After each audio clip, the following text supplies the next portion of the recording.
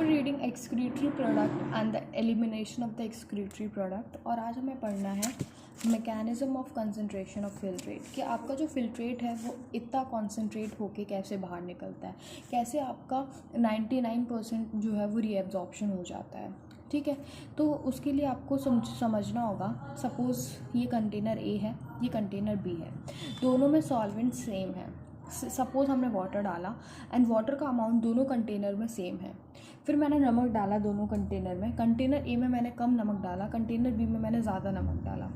ठीक है, तो ये जो सॉल्यूट बी में ज़्यादा हो गया और सॉल्यूट ए में कम हो गया, मतलब कंसनट्रेशन बी का ज़्यादा हो गया कंसनट्रेशन ए से।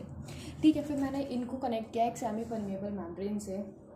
तो जो आपका फ्लो है सॉल्यूट का वो कैसे होगा, लो से हाई हो जाएगा, लो से हाई हो जाएगा। ठीक है, और आपका जब तक फ्लो होगा तब तक आपका जो कॉन्सेंट्रेशन है वो इक्वल नहीं हो जाएगा।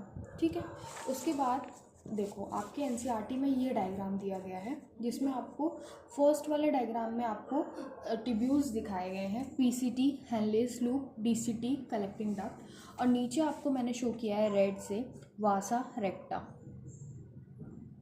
ठीक है, तो देखो मैंने आपको बताया था ये आपका कौन सा लिम्ब ऑफ हेनले है, और ये आपको जो नंबर्स लिखे गए हैं ये क्या है, आपका कॉन्सेंट्रेशन है। सपोज कर लो ये नमक है। ठीक है, यहाँ पे कॉन्सेंट्रेशन कम है, फिर बड़ा, फिर बड़ा, फिर बड़ा, फिर बड़ा, फिर यहाँ पे फिर कम हुआ है कॉन्सेंट्रेशन। ठीक है, और देखो यहाँ पे इस तरफ फ्लो है, फिर यहाँ पे उल्टा फ्लो है। सिमिलरली वासा रेक्टा में देखो पहले ऊपर की साइड फ्लो है, इधर नीचे की साइड फ्लो है। तो ये जो दो लिम्ब है, असेंडिंग लिम्ब और डिसेंडिंग लिम्ब, इनमें जो अपोजिट फ्लो है इसी को हम बोलते हैं काउंटर करंट। इसीलिए इस मैकेनिज्म को हम बोलते हैं काउंटर करंट मैकेनिज्म। ठीक है, उसके बाद देखो मैंने आपको बताया था कुछ अमाउंट ऑफ यूरिया आपका निकलता है बाहर। देखो इसमें क्या होगा, जो आपका ascending limb of loop of Henley है वो आपका परमिएबल होता है इलेक्ट्रोलाइट्स के लिए। तो इधर से इससे क्या होगा, इलेक्ट्रोलाइट्स निकलेंगे और वासा रेक्टा के इस लिम्ब में एंटर कर जाएंगे।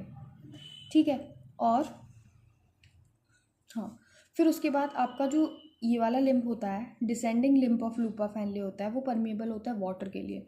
तो इधर से वाटर निकलेगा और इस वाले लिम्ब में मूव कर जाएगा। तो कॉन्सेंट्रेशन देखो यहाँ पे आपका कॉन्सेंट्रेशन ज़्यादा है, इलेक्ट्रोलाइट बाहर निकलता जा रहा है और कॉन्सेंट्रेशन कम होता जा रहा है। यहाँ पे कॉन्सेंट्रेशन वासा रेक्टा में देखो कम है, पर जैसे जैसे हम इधर इलेक्ट्रोलाइट डालते जा रहे हैं तो कॉन्सेंट्रेशन बढ़ता जा रहा है। सिमिलरली हेयर आपका जो वाटर निकलता जा रहा है तो आपका कॉन्सेंट्रेशन बढ़ता जा रहा है। ठीक है, इधर आपका कॉन्सेंट्रेशन बढ़ा था लेकिन हम वाटर ऐड करते जा रहे हैं तो कॉन्सेंट्रेशन कम होता जा रहा है। I hope I am making sense and it is clear. इतना आपको क्लियर है तो फिर हम एनसीईआरटी पढ़ सकते हैं। Mammals have the ability to produce concentrated urine. हमारे मैमल्स के पास एबिलिटी है कि वो कंसनट्रेटेड यूरिन प्रोड्यूस कर सकते हैं।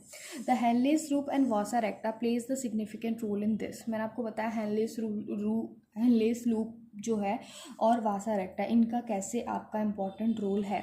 The flow of filtrate in the two limbs of Henle's loop, जो आपके दो लिम्ब्स हैं ascending limb and descending limb, उनमें क्या है अपोजिट डायरेक्शन में फ्लो होता है फिल्ट्रेट का, एंड दस फॉर्म द काउंटर करंट। इसी को हम बोलते हैं counter current. The blood flow through the two limb of vasa रेक्टा is also in counter current pattern. जो आपके वासा रेक्टा में फिल्ट्रेट फ्लो कर रहा है वो भी काउंटर करंट पैटर्न में ही फ्लो करता है। The proximity between Henle's loop and the vasa recta as the counter current in the help in them help an increasing osmolarity toward the inner medullary interstitium। मतलब जो आपके Henle's loop है और वासा रेक्टा है वो बहुत पास में होते हैं, तो ये क्या करता है, ये हेल्प करता है to increase the osmolarity toward the inner medullary interstitium. ठीक है, फिर जो मैंने आपको एक्सप्लेन किया कि ऑस्मोलैरिटी कहाँ कितनी होती है वही लिखा गया है, that is from 300 milli osmole per litre in the cortex to about 1200 milli osmole per litre in the inner medulla. मतलब देखो ये 300 है कॉर्टेक्स में, to about 1200 in the inner medulla. Inner medulla में 1200 है, कॉर्टेक्स में आपका 300 है। ठीक है, फिर उसके बाद बोल रहे हैं this gradient is mainly caused by the NaCl and urea. तो ये जो आपका ग्रेडियंट है ये मेनली कौन बना रहा है, NaCl एंड यूरिया बना रहा है। ठीक है। NaCl is transported bye the ascending limb of Henle's loop which is extend by the descending limb of vasa recta. Similarly मैंने आपको एक्सप्लेन किया था ये वाला पॉइंट, ठीक है। उसके बाद बोल रहे हैं NaCl is return to the interstitium by the ascending portion of vasa recta. Similarly small amount of urea enter the thin segment of ascending limb of loop of Henle which is transported by back to the interstitium by the collecting tubule.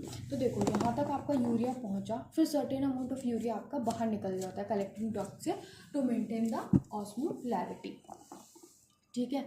इसी को हम बोलते हैं counter current mechanism.